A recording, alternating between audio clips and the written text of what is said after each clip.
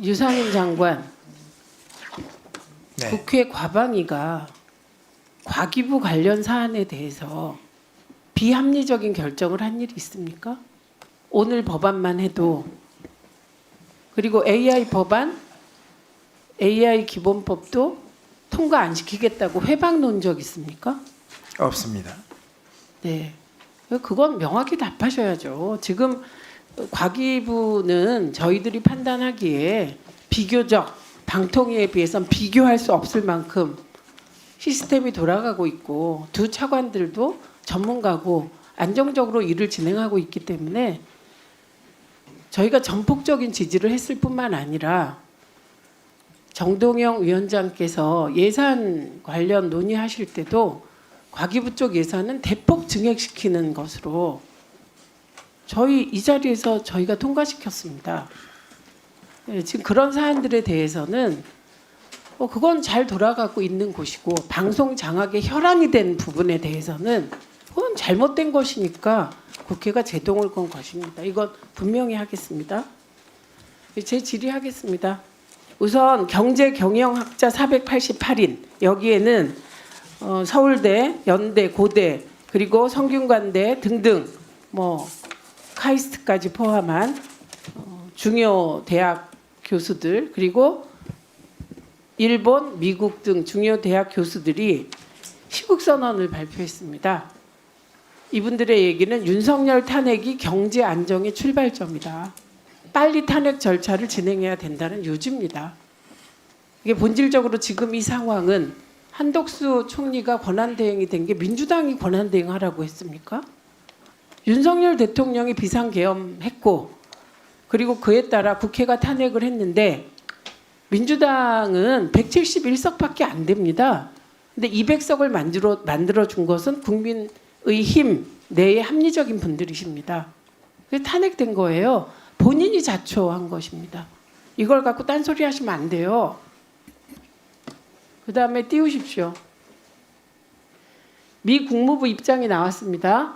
한덕수 대행 탄핵 소추와 관련된 질문을 받고 한국 국민의 민주적 회복력을 믿는다. 한국 국민을 지지한다. 한미 동맹은 끄떡없다. 이런 입장 나왔고요. 또 헌법학자들이 입장을 냈습니다. 권한대행은 국회 선출 헌법재판관 임명을 해라. 이건 헌법적 의무다. 이런 입장이 나왔다는 점 말씀드리고요. 그 가짜뉴스 띄우세요. 누가 가짜뉴스를 하는지 제가 지난번에 시간이 없어서 조목조목 못 말씀드렸는데요. 여기 보십시오.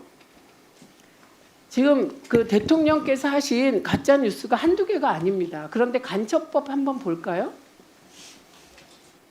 헌법의 간첩죄 조항을 수정하려고 어떻게 한다 이건데요. 간첩죄에 대한 형법 개정안은 여야가 합의해서 지금 법사위에 계류돼 있습니다.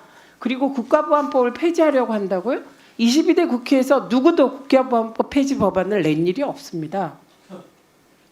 이해가 안 되는 일이고 그 다음에 간첩죄가 없으면 외국인의 간첩 행위를 처벌 못한다? 군사기밀보호법으로 처벌이 현재 가능합니다. 그래서 이준석 의원이 대통령의 가짜뉴스에 대해서 어떻게 할 거냐? 방심을 보고 심의해라 이렇게 얘기했던 사안이죠. 예, 이 부분을 분명히 말씀드립니다.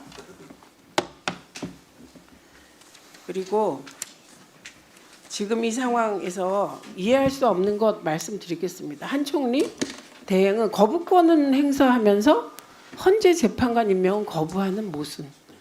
이진숙 탄핵된 이진숙 때 이진숙이 6명으로도 본인의 탄핵 심리를 빨리 해달라고 가처분 신청 냈습니다. 이 결과 어떻게 됐습니까? 김태규 대행. 헌재가 어떻게 했죠? 그 가처분을?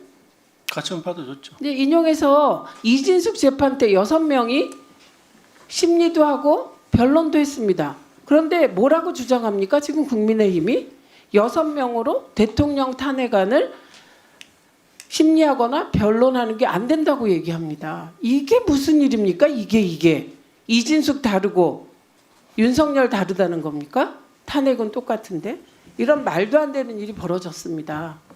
그래서 이것을 명확하게 해주는 영상 보겠습니다. 이 사안이 어떤 사안인지. 아, 왜 소리가 예, 안 나옵니까? 비상계엄이라니. 처음에 가짜 뉴스인 줄 알았어요. 예.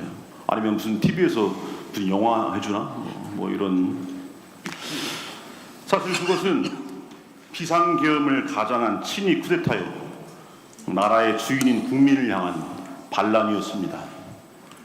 하지만 온 국민이 황당함과 분노와 두려움과 수치심 속에서 잠 못 이루던 그 밤, 용산 이무기의 지랄 발광은 열일 제치고 달려와서 국회를 둘러싼 시민들의 용기와 국민을 향해 총구리를 들이대라는 패륜적 명령에 적극적일 수 없었던 계엄군 병사의 양심과 뜬 눈으로 밤을 지새우며 두 손 모아 기도했던 온 국민의 염원이 만나서 몇 시간 만에 끝이 났습니다. 이제 묵시록에서 말하는 여인의 나머지 후손들, 곧 하느님의 계명을 지키고 예수님의 증언을 간직하고 있는 이들인 우리가 앞장서서 참된 민주주의를 염원하는 온 국민과 함께 용산의 이무기, 대국민 반란 수계 윤석열과 그를 따르는 역도의 무리를 본좌에서 끌어내려 그들을 위해 마련된 자리, 바로 그래도 하루 세끼 잘 먹여주는 감옥으로 내려보내야 합니다. 네, 여기까지. 여기서 나온 뭐 과격한 발언은 뭐 저는 그 단어가 적절하다고 생각하지는 않습니다만 아주 적절한 강연이셨습니다. 김대건 신부님의 후손 신부님이십니다. 그 다음에 메릴 스트립 영상 트세요. Performance this year that stunned me. It sank its hooks in my heart. Not because it was good. There was nothing good about it. But it was effective and it did its job. It made its intended audience laugh and show their teeth. It was that moment when the person asking to sit in the most respected seat in our country imitated a disabled reporter, someone he outranked in privilege, power, and the capacity to fight back. It kind of broke my heart when I saw it, and I still can't get it out of my head because it wasn't in a movie. It was real life. And this instinct to humiliate, when it's modeled by someone in the public platform, by someone powerful, it filters down into everybody's life because it kind of gives permission for other people to do the same thing. Disrespect invites disrespect. Violence incites violence. When the powerful use their position to bully others, we all lose. Okay, go up with that thing. Okay, this brings me to the press. We need the principled press to hold power to account, to call them on the carpet for every outrage. That's why our founders enshrined the press and its freedoms in our Constitution. So I only ask the famously well-heeled Hollywood foreign press and all of us in our community to join me in supporting the committee to protect journalists, because we're going to need them going forward, and they'll need us to safeguard the truth. One more thing. 예, 저 1분. 이번 비상계엄 과정에서 내란 과정에서 우리 언론과 젊은 기자들이 보여주신 용기에 대해서 경의를 표합니다. 그게 언론의 바른 자세라고 생각합니다. 지금까지 윤석열 대통령은 25개 법안에 대해서 거부권을 행사했습니다. 거부권은 대통령의 헌법적 권한입니다. 탄핵 또한 국회의 헌법적 권한입니다. 윤석열 대통령이 거부한 마지막 법안은 11월 26일 김건희 특검법을 거부한 것입니다. 저는 외국 기자에게 이런 질문을 받았습니다. 정말 윤석열은 김건희를 너무 사랑해서 계엄을 일으켰나요? 정말 부끄럽고 창피했습니다. 이 상황이 빨리 종식되는 길은 저는 한덕수 총리가 지금이라도 3명의 여야 합의된 헌법재판관을 임명하고 헌재 재판이 신속하게 진행되게 대한민국을 돕는 거라고 생각합니다. 그래서 한덕수 총리를 탄핵한다를 띄어내서 수많은 여론 왜곡이 벌어질 겁니다. 그러나 결코 그 여론 조작 성공하지 못합니다. 대한민국을 안정시키는 길은 빨리 헌법재판소가 윤석열 탄핵 재판을 진행하고 내란 범죄자들에 대하여 철퇴를 가하는 것 외에는 없다는 점을 말씀드리면서 회의를 이제 마쳐야 할 때가 됐습니다. 오늘 박민규 위원, 한민수 위원께서 서면 질의를 해주셨습니다.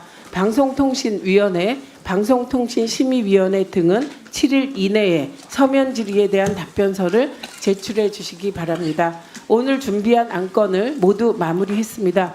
과기부 장관, 방통위원장 직무 대행을 비롯한 관계자 여러분 수고 많으셨습니다. 법안 심사와 현안 질의에 적극 참여해 주신 위원님들께 감사드립니다. 자, 그러면 지금부터 잠시만 주목해 주시기 바랍니다. 제가 구독자분들을 위해서 선물 하나를 준비했는데요. 제가 항상 여러분들께 드리는 말씀이 있습니다. 뉴스만 평소에 잘 챙겨보셔도 돈이 되고 돈을 벌 수 있다라고 말씀을 드렸는데요. 여러분들은 여기 보시는 삼성전자 뉴스를 보고 어떤 생각이 드세요?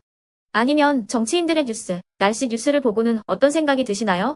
그냥 뉴스만 보고 끝내는지 아니면 이 뉴스를 어떻게 이용할 수 있는지 이 부분을 고민하고 계시는지를 되물어보고 싶습니다. 그 이유가 뭐냐 하면 제가 지난번에 여러분들께 뭐라고 말씀을 드렸었죠? 지금은 반도체 섹터를 눈여겨보셔야 한다고 말씀드렸습니다. 그리고 나서 이런 썸네일들 뉴스를 통해서 많이 보셨을 겁니다. 반도체 내용이 이슈가 됐을 때 부자들은 어떻게 생각한다? 반도체 관련주들은 뭐가 있는지, 어떤 종목이 가장 좋은지, 어디에 투자해야 돈이 몰리는지 자연스럽게 생각한다고 제가 말씀을 드렸죠. 그 이유가 뭐냐 하면 부자들이 봤을 때는 이슈가 곧 돈으로 이어지고 그 이슈가 나에게 돈을 벌어준다는 경험적 확신이 있기 때문에 부자들은 항상 이런 사회적 이슈를 관심 있게 챙겨본다고 제가 말씀을 드렸습니다. 이번에도 마찬가지인데요. 제가 지난번에 시청자분들과 함께하는 주식으로 수익 내기 이벤트를 진행했었죠. 당연히 100% 무료로 진행을 했었고요. 여기 보시면 아시겠지만 제가 지난번에도 구독이라고 보내주신 모든 시청자분들께 반도체 관련주 중에 가장 크게 급등할 딱 한 종목, 많은 종목도 아니라 한미반도체 한 종목을 여러분들께 추천드렸어요. 그러면서 여기 나와 있는 대로 정확히 얼마에 매수해야 하는지 그리고 수익률이 어느 정도 나왔을 때 팔아야 하는지를 이런 부분들까지 여러분들에게 정확히 알려드렸었는데 지금 실제로 어떻게 되었다? 오른쪽을 보시면 아시겠지만 제가 지난번 문자 발송으로 이 한미 반도체를 소개해드리고 나서 실제로 이렇게 5배 이상 어마무시한 상승이 나왔습니다. 100만 원만 투자를 했어도 무려 500만 원이 넘는 수익금이 생긴 거죠. 그래서 당시에도 굉장히 많은 분들이 제가 드린 이 한미 반도체로 수익을 내실 수가 있으셨을 텐데요. 다시 한번 축하드린다고 말씀을 드리겠고 이번에도 마찬가지입니다. 앞으로도 2024년, 2025년 계속해서 기대해볼 섹터는 AI입니다. 그 중에서도 AI 반도체는 그 누구도 부정할 수 없는 미래 성장 산업입니다. 그러면 우리가 어떻게 생각해 볼 수 있을까요? AI 반도체 종목 중에 앞으로 크게 대장 역할을 하면서 10배 이상 급등할 수 있는 템베고 종목을 지금부터 열심히 추적해야 한다는 겁니다. 큰 돈을 투자하지 않더라도 월급의 일부분 아주 소액이라도 이 종목을 모아가야 수백 %의 수익률을 손에 쥘 수 있는 것이죠. 지금 여러분이 보고 계시는 이 유튜브 또한 AI 반도체와 아주 밀접한 연관이 있고 반도체야말로 대한민국의 핵심 산업으로 앞으로 더더욱 시장은 성장할 수밖에 없습니다. 그렇기 때문에 제가 이번에도 뭘 보내드리고 있냐면 지난번과 똑같이 구독이라는 문자를 보내주시면 제가 AI 반도체 관련주 중에 앞으로 대장주 역할을 하면서 주가가 가장 크게 급등할 한 종목을 여러분들께 문자 발송으로 종목명과 사고 파는 시점을 모두 알려드릴 건데요. 그 문자를 받고 여러분들이 주식으로 돈 버는 연습을 한번 해보셨으면 좋겠고요. 혹시라도 나는 주식을 하지 않는다 하시는 분들은 주변에 주식하시는 지인분들에게 말씀을 해주셔도 되고요. 아니면 연세가 있으셔서 투자가 어렵다 하시는 분들은 이 종목을 자녀분들에게 한번 사봐라. 이걸로 한번 수익을 내봐라. 이렇게 조언을 해주실 수도 있는 거겠죠.